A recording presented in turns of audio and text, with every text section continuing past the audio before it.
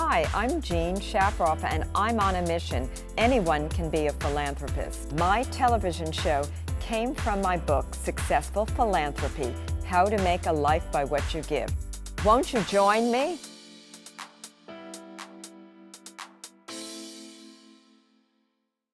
Welcome to Successful Philanthropy. I'm your host, Jean Shafiroff, and this show is designed to highlight philanthropic leaders here in the United States and then beyond. With us today, Carol Jenkins, an extraordinary woman. Most of us remember her as an award-winning TV journalist who spent most of her career on NBC. But for those of you who are unfamiliar with what else Carol Jenkins does, well, she's a humanitarian. She's an advocate for civil rights, women's rights, human rights. She is a mother. She is an award-winning author. She is an Emmy-winning TV journalist. Let's all welcome Carol Jenkins. And Carol, thank you very much for being with us today. Jean, it's my certain pleasure. Thank you for inviting me. Yes, and Carol, I usually like to start with your beginnings because we have many young children or young people watching the show, and for them, they like to see the beginnings of someone's career to be inspired. And I think all of us right now need inspiration. So Carol, I understand you were born in Alabama, but can you tell us a little bit about your beginnings and your family life? Sure. I was born in Lowndes County, Alabama, on a farm. My mother was one of 15 children, all credit due to my grandmother, but it was my grandfather who was the feminist and the supporter of women. He sent all 9 of his daughters to college. The boys stayed home to run the farm. And because of his support of the women in his family, we have managed to have successive generations of successful, productive people. And so that's one of the reasons that I am always so supportive of girls and of women, frightened about their equality in this country and indeed in the world.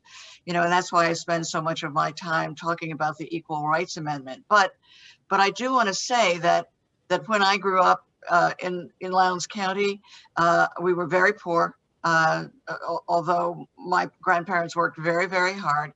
And so I just want to say that no matter where you begin or where you start, there is always an opportunity to succeed in this country. And so we need to maintain our democracy, nourish it, make sure that it survives, and make sure that we all are able to succeed in this country. Yes, and I would imagine your education played a key role besides having very supportive parents. And I assume you went to college and then maybe to graduate school, but tell us a little bit about your education. So I went to Boston University and I did graduate work at New York University. I did not major in communications or reporting then because that was not something that really was available to people of color when I was in college or in graduate school. It only became possible after that when there began to be a dictate that we had to have a broader representation of people in communications. And so even though my degrees were in speech pathology, a career that I enjoyed, I went back to graduate school, took classes in journalism, and then started my journalism career at a very tiny station then in New York City, WOR, and then moved on to NBC, the local New York NBC, where I spent the next 25 years reporting on everything from the release of Nelson Mandela to, presidential, campaigns, the works. So I was very happy to have had that first career in journalism. Yes, and you were very involved in politics from what I've read, and you were at every convention for every major president. What was that like, interviewing the different presidential candidates, and how was it being a woman and also a woman of color back then? Well, getting into the newsroom was one thing. Getting to the top of the newsroom was another, because there were men who had been entrenched in the political positions, reporting political life for years by the time the women, and certainly the women of color, arrived on the scene. So it was always a challenge to get the prime assignment. And so 25 years of it, I was able to, to move up gradually from, the reporting of the political conventions. It was always a top, guy, who had the presidential candidates, and we got, what was left. And it was only because my news director was a woman, a Black woman, when Nelson Mandela was released from prison in South Africa, that I got to go to South Africa to cover that, as opposed to literally the person who was higher in rank to me, who might have covered that. But that's, the evolution of the newsroom. In those early days, women only covered flower shows. We got the soft stories, and until we could demonstrate that we could handle the really tough things, the politics, the making of America. So we've come a long way. I must say, though, in watching this last inauguration, I think that this is so much more democratic. Everybody got to see everything, almost everything, as opposed to the very, very select people who actually got to go, to the inaugurations or to any of the conventions. So we've made some progress because of, unfortunately, because of our lockdown, but for the technology that's available to us now. Yes, for sure. With the lockdown and with the COVID pandemic, everything's changed, everything that we do, and there's been a tremendous amount of hardship.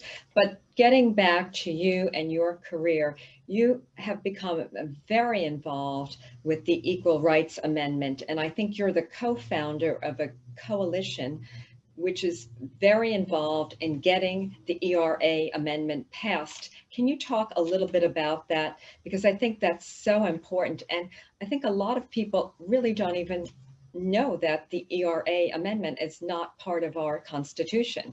Right. I am pleased to be serving as the president and CEO. We're a 6-year-old organization. We represent about 120 now national organizations across the country, millions of people, women and men, who believe in equality for women. The Equal Rights Amendment was first proposed in 1923, almost 100 years ago. We've been working at it, not personally, but almost, half of that time, it has been a topmost of my mind. And what it is an effort to put women in the Constitution. Now, the amendment doesn't say that.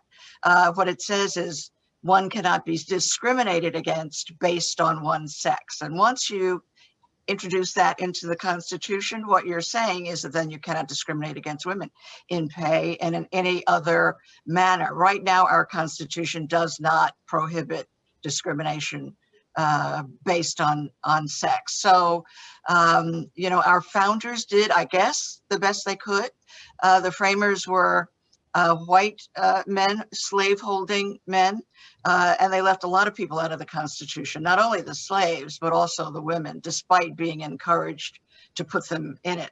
And so what I say now, given all of the turmoil that we have when people are talking about systemic sexism and systemic racism, I say you cannot get more systemic than the Constitution.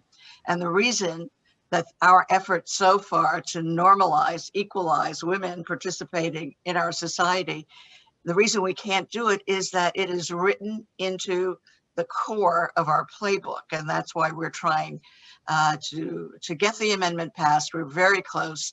We think it will happen this year. We hope we don't have to wait for a clear 100 years. We'll take the 98 years that we've been working on it to get it done. But most people don't realize, most women even don't realize that they don't have the same constitutional equality that men have in this country. It's really unbelievable that this is not part of our Constitution and that it's taken so long to be passed. Now, you've been working on this, and I just find it incredibly important for women. And now getting back to race relations, this is an area that you've also worked in, and this past year, 2020, we had a serious problem, and it seems to me that the country is coming together to change things. We now see many more people of color in media, in almost everything we do, and it's taken us a very long time. Slavery being one of the greatest sins against mankind in the entire history, not only of the United States, but of the world. And how involved are you in improving race relations? Well, because of my family, I'm very involved. The farm where I was born was one of the stopovers in the march from from Selma to Montgomery, that John Lewis led. The third night they stayed at our farm. My uncle was a prominent businessman in Birmingham, Alabama. He was the one who bailed Martin Luther King out of jail when he was writing his famous letter from a Birmingham jail. It was my uncle, at the insistence of President Kennedy, that he bailed him out, and also hundreds of children who were protesters who had been beaten and knocked down by fire hoses and then incarcerated, locked up in the stockyards by the police, who refused to allow peaceful demonstrations. So it's inherent in my family. My daughter and I wrote a book about my uncle. A.G. Gaston, the motel that he created among many businesses in Alabama, is a part of the Civil Rights Monument that President Obama established to recognize all of the people who worked to desegregate our country. So I'm very concerned about it. I'm very, active in what's the recognition of our family's participation in all of that. And I'm also really worried because what was quite clear was that when our Capitol was assaulted, they were self-identified white supremacists who stormed the Capitol. It's not, my calling them that. That's the way they identify themselves, as white supremacists who wore Auschwitz T-shirts and who were determined to take captives and did kill people. And I think that this is one of the things that we have to be concerned about, that they are not a tiny minority. There are more people who are angry and who are racist. And so I think our commitment to make sure that we are protected, that our legislators, the people who run our country, are protected, and that we all are, because every person I know of color is more frightened now than ever, because we know that that racism has been given, something of an okay, by the most recent administration we had in the White House. So I think that the secret nod, has been given that this is, it's okay to be racist. And I think that we all now have to recognize that and do something about it. Well, I certainly don't think it's okay to be racist. I think it's wrong, and I think we should never look at anyone differently. And I think we will move towards a world where people will no longer look at people and look at them because of the color of their skin or their gender. And I think that's very important. And also their sexual preference. But Right. we are quite far away from that right now. Now, you are very involved with a group, or you were the co-founder of the Women's Media Center, a group that I want you to speak about, but a group that is very involved in giving women more opportunity in the media. And do you want to talk a little bit about that? Sure. I was the founding president of the Women's Media Center, which was actually founded. The founders were Gloria Steinem, Jane Fonda, and Robin Morgan. And what our concern was when we began that work was that the reason that women were not participating wholly in society was that they didn't show up either in relative numbers as deliverers of the news or as makers of the news. And as Gloria always said, you cannot get into the history books unless you're in the media, unless you are covered, because that's where the record is created.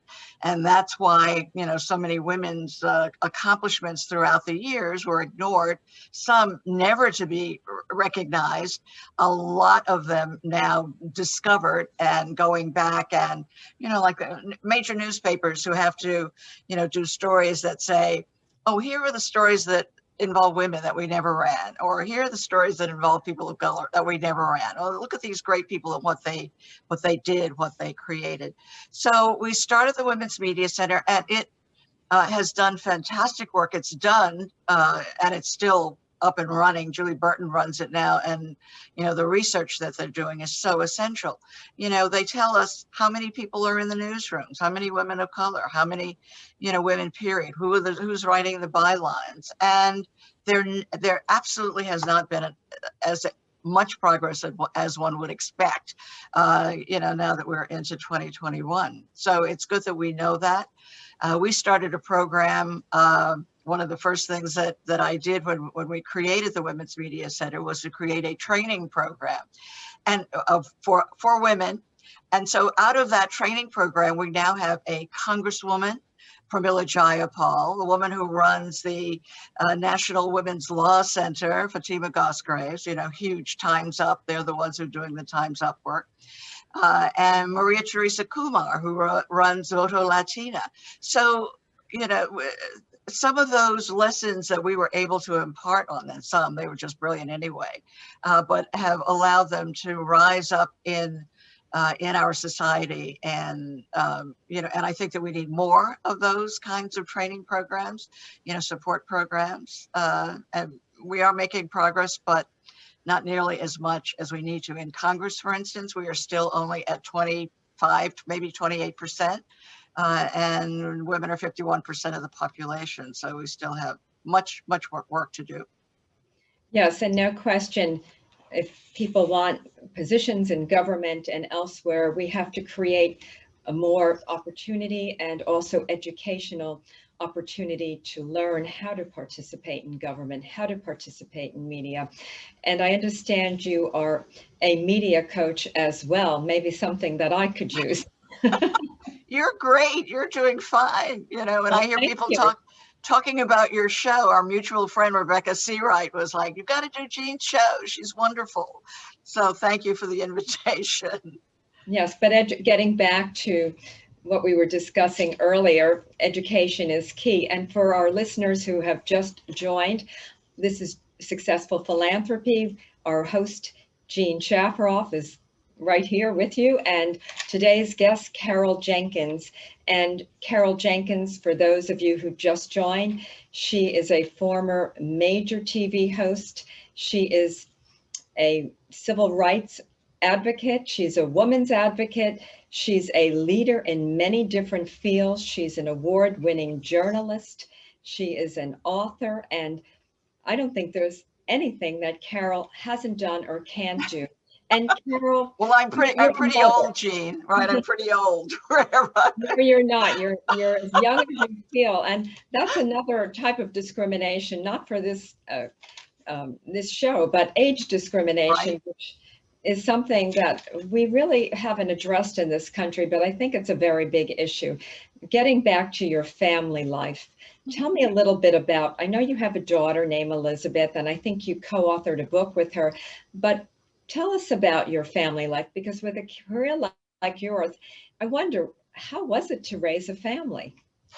Right, and as a single mother I have my daughter, and I adopted a son. So I had maybe 3 or 4 other children that I helped raise. So I had a big family, but I was a working mother, but fortunate enough to have help. My mother always helped me, and we were able to employ people who were terrific. And I mean, really, that's the only way I could have had the reporting job that I had, you know, but I had my mother's help. My daughter has 3 children, she and her partner of many years. We have an 11-year-old girl and twins who are going to be turning 8 very soon, and they keep me very busy. And by the way, they're all ERA activists. When we were in an office, I took them with me everywhere. I took the oldest granddaughter, Avery, to Washington, D.C., and Nancy Pelosi, the Speaker of the House, made sure that she was front and center when the House of Representatives passed the remove the time limit bill. And she said, Avery, come stand with me. And Avery had been doing ERA work since she was in 2nd grade. She said, this is for you, for the work you've done so far, and for you and all of the other girls in America who are looking forward to having equal rights. So I'm lucky enough to have 3 great grandchildren, a daughter who has a wonderful partner, Elizabeth and Jessica, my son, Mike, who fortunately for me got locked down with me. So I do have company. I don't know how he feels about it from day to day, but, but very fortunate. You've had a good family life, which is, I think, really wonderful. Now, looking at the current political scene, do you think that Kamala Harris will be our next president in 4 years, or do you think Biden will run again? And I think either way, it'll be a very interesting time.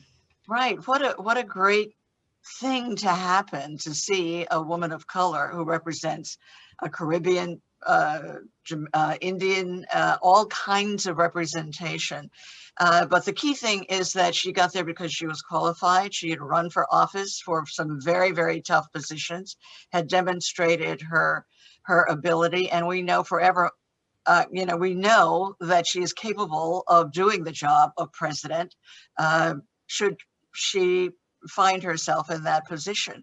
I don't know whether Joe Biden at 78 will run again. He seems to be doing, terrifically, but we know that somewhere in our future, we have a woman who is now Vice President of the United States and should be able and capable of running for President of the United States. And that would be fantastic. My smallest granddaughter, called me the other night. She said, Gaga, I can't go to sleep until I tell you I've written to Kamala Harris and I've told her that I'm going to run for president. So I think that what she's given to young girls of color, young girls of any color, the fact that it's a woman, the first woman ever, has really brought us along in terms of possibilities in this country. So I'm forever grateful for her placing herself in the position, and so pleased that Joe Biden selected her. That was a big step to select a woman. It shouldn't have been, but we all know that it was. So the whole dynamic of political life and of leading countries has changed for us. Other countries have already had women who've, been president, prime minister, et cetera, and we in America are so far behind. We're behind in our equal rights. We're behind in our political activism and possibilities, but hopefully we'll be able to catch up now. Yes, and hopefully we're going to move forward. And when you look back, you're still in your prime, but do you have any regrets when you look back on your career, or when you think of what you could have or should have done? And if so, is that something you want to share with us? I don't know, any regrets. I've moved through, I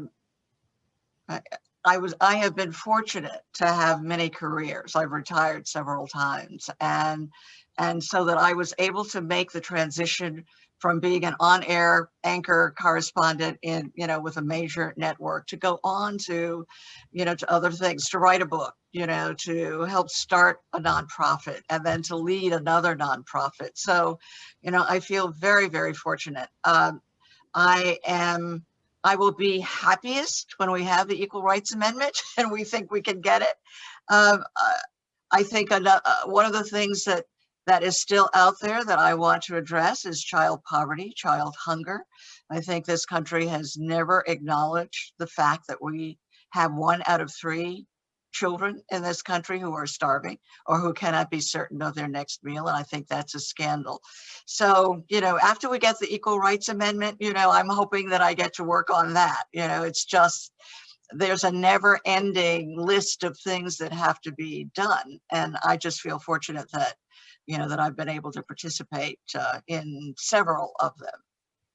Which is all wonderful. Now, this show is all about philanthropy. And so if you had to say to our audience, based on what you're involved with, which is your favorite charity or where you'd like them to donate, can you give us a website and talk a little bit about your favorite group?